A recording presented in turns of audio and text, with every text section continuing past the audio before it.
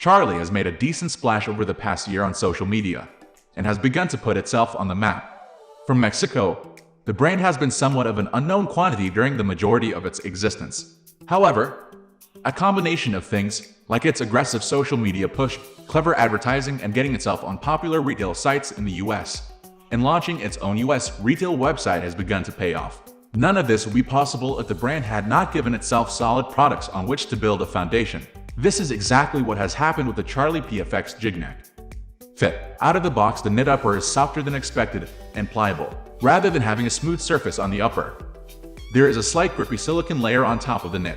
While the design makes the PFX Gignac seem more like something from the speed category, the Soleplate is more flexible than others.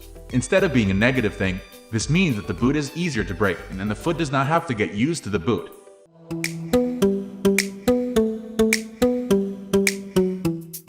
Touch and dribbling. Since the PFX Gignac has a knit upper, it naturally excels in this area. But part of this also comes down to the decision to not add anything extra to the upper other than the previously mentioned silicone top later. The supple knit upper provides a great touch on the ball and makes dribbling in the boot feel natural and distraction-free. Shooting and passing.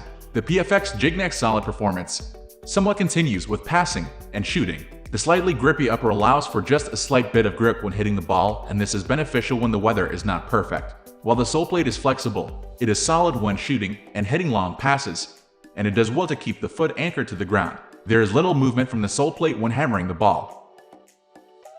Grip. Some people might find it interesting that only the heel material needs a change because the Soleplate is the same that was previously found on some older Nike AG boots. Normally, this might be a red flag for some, but the Soleplate is one of the most expensive parts of a boot to create, so costs have to be cut somewhere.